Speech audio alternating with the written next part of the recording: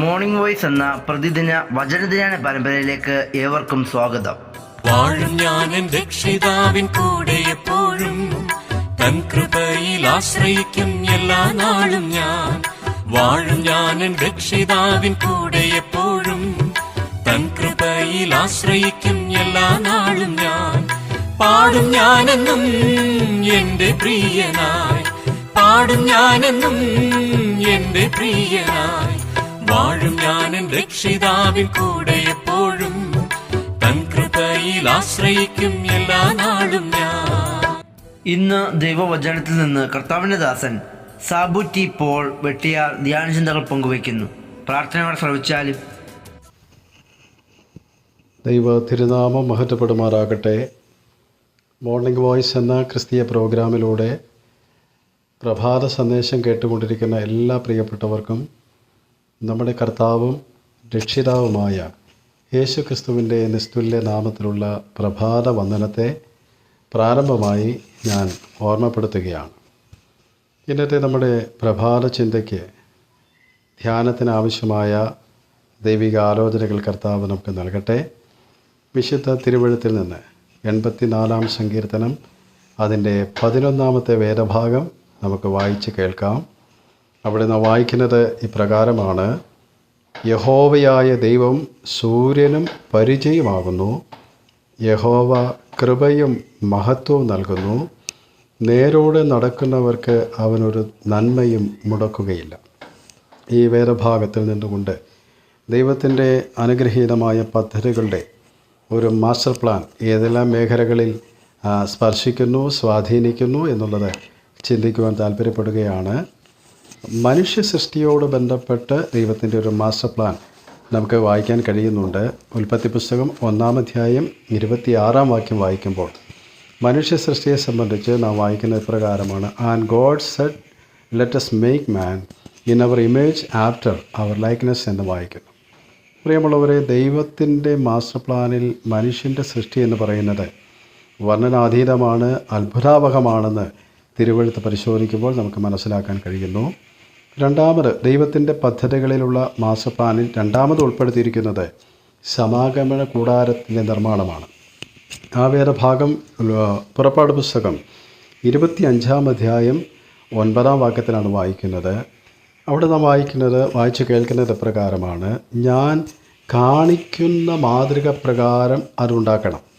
അപ്പോൾ സമാഗമന കൂടാരം അതിൻ്റെ നിർമ്മിതി ദൈവത്തിൻ്റെ പദ്ധതിയിൽപ്പെട്ട ഒന്നാണ്. അതിൻ്റെ മാസ്റ്റർ പ്ലാൻ ദൈവത്തിൻ്റെതാണെന്ന് നമുക്ക് കാണാൻ കഴിയുന്നുണ്ട്. ഇസ്രായേൽ ജനത്തെ സംബന്ധിച്ച് അവർക്ക് ഏറ്റവും അഭിമാനകരമായ, അവർക്ക് ഏറ്റവും ആത്മസംതൃപ്തി ഉളവാക്കുന്ന ഒരിടമാണ് സമാഗമന കൂടാരം എന്ന് പറയുന്നത്.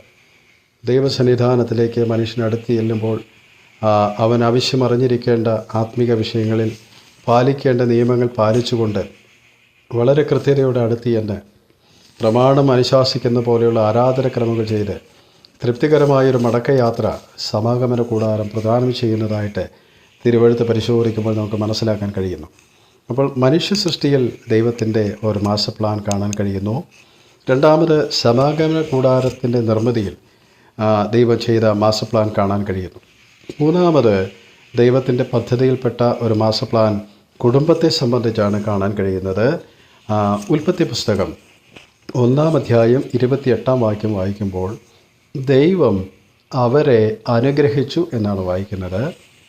മത്തായിയുടെ സുവിശേഷം 19-ാം അധ്യായം 6-ാം വാക്യം വായിക്കുമ്പോൾ അവിടെ കാണാൻ കഴിയുന്നത് ദൈവം യോജിപ്പിച്ചതെന്നാണ്. ഗോഡ് ഹാത്ത് ജോയിൻഡ് ടുഗെദർ എന്ന് വായിക്കും.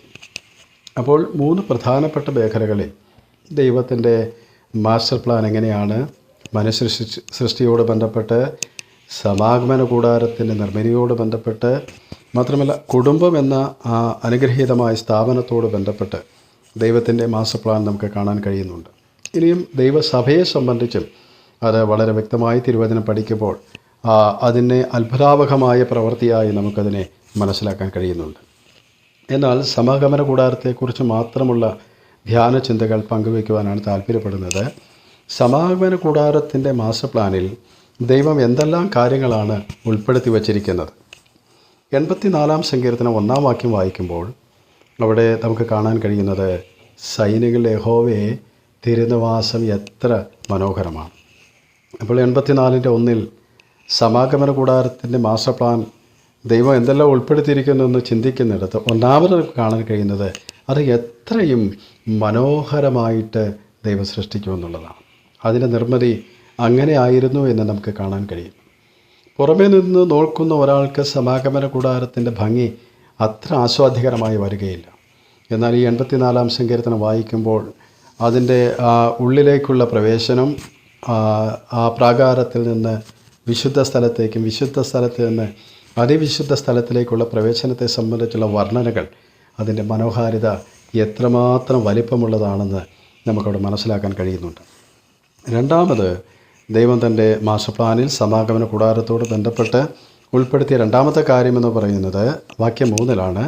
3-ാം വാക്യം വായിക്കുമ്പോൾ കുരുകിലൊരു വീടും മീവൽ പക്ഷി കുഞ്ഞുങ്ങൾക്കൊരു കൂടും കണ്ടെത്തിയിരിക്കുന്നു. എൻ്റെ രാജാവും എൻ്റെ ദൈവവുമായ സൈന്യങ്ങളുടെ യഹോവേ, നിൻ്റെ ഈ യാഗപീഠങ്ങളെ തന്നെ. ഇവിടെ നമുക്ക് കാണാൻ കഴിയുന്ന ആശയം ഇതൊരു ആശ്രയ സങ്കേതമാണ്. ആശ്രയ സങ്കേതം ജീവിതത്തിൽ അസ്വാഭാവികമായി അകാരണമായി നേരിടുന്ന പ്രതിസന്ധികൾക്ക്, കുറ്റങ്ങൾക്ക് പരിഹാരമുണ്ടാകേണ്ടതിന് വേണ്ടി ഒരു പ്രത്യേക കാലഘട്ടം വരെ താമസിക്കേണ്ടതിന് വേണ്ടി ഇസ്രായേൽ ജനത്തിന് വേണ്ടി ക്രമീകരിച്ച സങ്കേത പട്ടണങ്ങളെക്കുറിച്ച് നാം വായിക്കുന്നുണ്ട്. മരണഭീതി നിമിത്തം കഴിയുന്ന ഒരാൾ അദ്ദേഹത്തിൻ്റെ ഹൃദയസ്പന്ദനം എന്താണെന്ന് ആ സങ്കേത നഗരത്തിൽ നമുക്ക് കേൾക്കാൻ കഴിയുന്നുണ്ട്. എന്നാൽ കാലങ്ങൾ കുറച്ച് മുന്നോട്ട് പോകുമ്പോൾ മഹാപുരോഹിതൻ്റെ സാന്നിധ്യം അദ്ദേഹത്തിന് ജീവൻ നൽകുന്നു എന്നുള്ളത് തിരുവഴുത്തിൽ വായിക്കുന്നുണ്ടെങ്കിൽ, പ്രിയമുള്ളവരെ, ഈ സമാഗമന കൂടാരം ഒരു ആശ്രയ സങ്കേതമാണ്. മാത്രമല്ല അതിൻ്റെ മൂന്നാമത്തെ വിശേഷത എന്ന് പറയുന്നത് 4-ാം വാക്യം വായിക്കുമ്പോൾ നിൻ്റെ ആലയത്തിൽ വസിക്കുന്നവർ ഭാഗ്യവാന്മാർ, അവർ നിന്നെ നിത്യം സ്തുതിച്ചു കൊണ്ടിരിക്കും. They will be still pricing ദീ എന്ന് വായിക്കുന്നു. പ്രിയമുള്ളവരെ, ഇത് നന്ദിയുടെ സ്തുതിയുടെ സ്ഥാനമാണ്. നന്ദിയുടെ സ്തുതിയുടെ സ്ഥാനം. ജീവിതത്തിൽ കൈപ്പേറിയ ജീവിതാനുഭവങ്ങളിൽ നിന്ന് യഥാർത്ഥ സന്തോഷത്തിലേക്ക്, സമാധാനത്തിലേക്ക് കൊണ്ടുവന്നവർ, അങ്ങനെ കൊണ്ടുവരപ്പെട്ടവർ ഒരുമിച്ച് ചേർന്നിരുന്ന കർത്താവിനെ മഹത്വപ്പെടുത്തുന്നതിൻ്റെ അത്ര ആനന്ദം മറ്റൊന്നിനില്ല. ഹൃദയം ഏകമാകുമ്പോൾ ഒരുമിച്ചിരുന്ന് അനുഭവിക്കുന്ന ആത്മിക സന്തോഷത്തിൻ്റെ മഹത്വം വർണ്ണനാതീതമാണ്. അതിലേക്ക് അധികം പ്രവേശിക്കുവാൻ ഞാൻ താല്പര്യപ്പെടുന്നില്ല. ഇത് നന്ദിയുടെയും സ്തുതിയുടെയും ഇടമായിട്ട്, സ്ഥാനമായിട്ട് ദൈവം അതിനെ ക്രമീകരിച്ചിരിക്കുന്നു. 4-ാമത്തേതിൻ്റെ വിശേഷത എന്ന് പറയുന്നത് 8-ാം വാക്യത്തിലാണ്. 8-ാം വാക്യം സൈനികളുടെ ദൈവമായ യഹോവേ, എൻ്റെ പ്രാർത്ഥന കേൾക്കണമേ, യാക്കോബിൻ്റെ ദൈവമേ ചെവിക്കൊള്ളേണമേ. ഇത് പ്രാർത്ഥനയുടെ ഇടമാണ്. 1 തിമോഥെയോസ് 2-ാം അധ്യായം 1-ാം വാക്യം വായിക്കുമ്പോൾ സകലത്തിനു മുമ്പേ പ്രാർത്ഥന എന്നുള്ള വിഷയത്തെ കേന്ദ്രീകരിച്ച് ആത്മാവ് സംസാരിക്കുന്നത് കാണാൻ കഴിയുന്നുണ്ട്. മാത്രമല്ല 5-ാമത്തെ അതിൻ്റെ വിശേഷത എന്താണ്? 10-ാം വാക്യം വായിക്കുമ്പോൾ നിൻ്റെ പ്രാകാരങ്ങൾ കഴിക്കുന്ന ഒരു ദിവസം വേറെ 1000 ദിവസത്തേക്കാൾ ഉത്തമമല്ലോ. ദുഷ്ടന്മാരുടെ കൂടാരങ്ങൾ പാർക്കുന്നതിനേക്കാൾ എൻ്റെ ദൈവത്തിൻ്റെ ആലയത്തിൽ വാതിൽ കാവൽക്കാരനായിരിക്കുന്നത് എനിക്ക് ഏറെ ഇഷ്ടം. ഏറ്റവും തൃപ്തികരവും സന്തുഷ്ടവുമായ ഇടമാണ് ഈ സമാഗമന കൂടാരം. പ്രിയമുള്ളവരെ, സമാഗമന കൂടാരത്തിൻ്റെ മാസ്റ്റർ പ്ലാൻ ദൈവം തയ്യാറാക്കി. അത് എത്രയും മനോഹരമായിരുന്നു. അത് ആശ്രയ സങ്കേതമാണ്. അത് നന്ദിയും സ്തുതിയുടെയും സ്ഥാനമാണ്. പ്രാർത്ഥനയുടെ ഇടമാണ്. ഏറ്റവും തൃപ്തികരമായ സന്തുഷ്ടമായൊരിടമാണ്. കർത്താവ് നമ്മെ തിരുവഴുത്തുകളാൽ ധന്യരാക്കട്ടെ. ജീവിതത്തിൻ്റെ കൈപ്പേറിയ അനുഭവങ്ങളിലൂടെ കടന്നു പോകുമ്പോൾ ഈ തിരുവഴുത്തിലെ ധ്യാനം, ഈ ധ്യാനാത്മകമായ ചിന്തകൾ നമുക്ക് ഏവർക്കും ആശ്വാസകരമായി തീരട്ടെ. ദൈവനാമം ഇന്നും എന്നും എന്നേക്കും മഹത്വപ്പെടുമാറാകട്ടെ. ആമേൻ.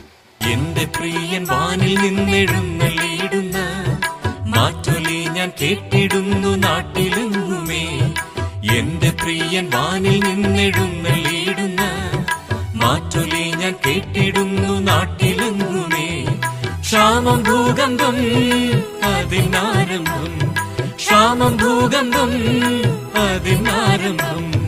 വാഴും ഞാൻ എൻ രക്ഷിതാവിൻ കൂടെ എപ്പോഴും, തൻ കൃപയിൽ ആശ്രയിക്കും എല്ലാ നാളും ഞാൻ.